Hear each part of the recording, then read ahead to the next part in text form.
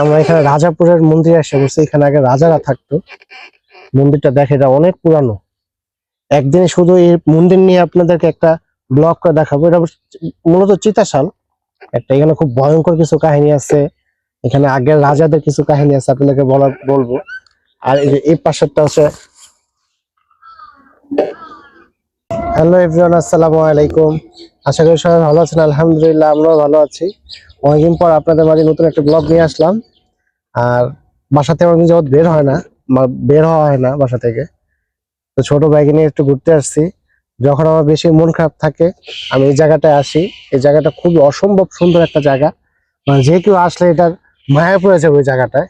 আর এমনিতে এখানে আসলে মন ভালো হয়ে জায়গা। সাথে খুব সুন্দর একটা খাল আছে। এই খালটা খুব পুরানো।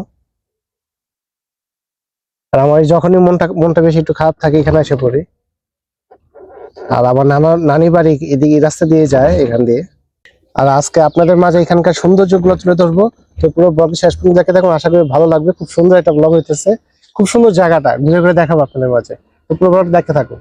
আর এই জায়গাটা ভালো লাগে শুধু এই গাছগুলোর জন্য। এই গাছগুলো অনেক পুরানো, একদম আমি যখন ছোট তখন থেকেও দেখে আসতেছি, এখনো ওইরকমই আছে এই গাছগুলা।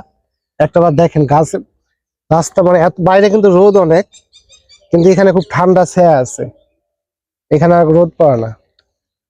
আর ওদিকটা মাছ ধরে, যদি দেখি পাই কিনা মাছ। বিকাল দিকে এখানে মাছ বিক্রি করে, এখান থেকে ধরেই। তো দেখি যদি পাই আপনাকে তো দেখাবো কি মাছ কিনতে পারি। মাছটা পাই না আসলে, ওরা যারা কিনা কিনে নিয়ে চলে যায়।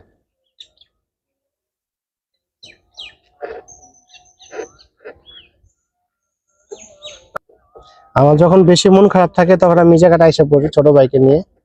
আমার মানে এখানে আসলে আমার মনটা ভালো হয়ে যায়। তো প্রকৃতির মাঝে একটা শক্তি আছে, যে কেউ আসলে প্রকৃতি ভালো লাগে। আপনাদের একটা জিনিস দেখাচ্ছি। গ্রামে এই ঘরগুলো পাওয়া যায় না এখন, দেখা যায় না বেশি একটা। এখন গ্রামে সবাই শুধু বিল্ডিং করতেছে। আগে ঘরগুলো দেখা যায়, তো এখন আর দেখা যায় না ঘরগুলা। অসম্ভব সুন্দর ঘরগুলা। একটা বার শুধু ভাবুন এই ঘরটার সাথে। আর এই পাশে হচ্ছে খাল। এই পাশে খাল আর রাস্তার এই পাশে হচ্ছে এই ঘরটা।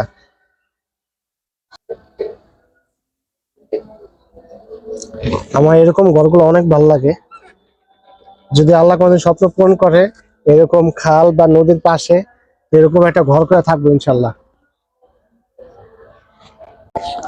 চলুন আমরা সামনের দিকে আরো যাইতে থাকি। আমাদের সাথে আপনারা উপভোগ করুন জায়গাগুলো। সত্যি কথা বলতে এই রাস্তাতে যখন আপনি যাবেন অটোতে বা গাড়িতে, মানে তখনই আপনার কি পরিমাণ যে ভালো লাগবে, মানে বলে বোঝাতে যাবে না। চারপাশে কি সুন্দর। আর আমি এমনি তো প্রকৃতি প্রেমী। প্রকৃতি আমার খুব ভালো লাগে। তো সামনে যাচ্ছি, দেখে আর সুন্দর জায়গা আছে, ওইদিকে আপনাকে নিয়ে যাবো।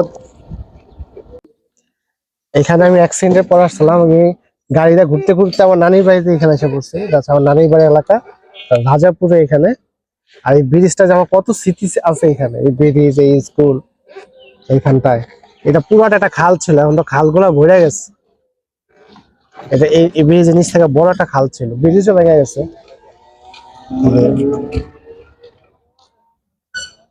এই খালে আগে মিনাস মাছ ধরতাম আমরা যখন ছোট ছিলাম। এই খালের নিচে পানি স্রোত ছিল। এখন এই সাইডটা তো পুরো ভরে ফেলছে। আর এই স্কুলের সাথে অনেক স্মৃতি আছে। স্কুলে আসতাম আগে ছোট ভাইদের নিয়ে। নানি বাড়িতে যখনই আসতাম এখানে এসে সময় কাটাতাম সবচেয়ে বেশি। তো চলুন যাই, আমার সামনে নানির বাড়িটা দেখে আপনাকে। আমরা এখানে রাজাপুরের মন্দিরে এসে বসে। এখানে আগে রাজারা থাকতো। মন্দিরটা দেখে এটা অনেক পুরানো। একদিন শুধু এই মন্দির নিয়ে আপনাদেরকে একটা ব্লগ করে দেখাবো। এটা মূলত চিতাশাল একটা। এখানে খুব ভয়ঙ্কর কিছু কাহিনী আছে। এখানে আগের রাজাদের কিছু কাহিনী আছে, আপনাদেরকে বলবো। আর এই পাশেরটা হচ্ছে।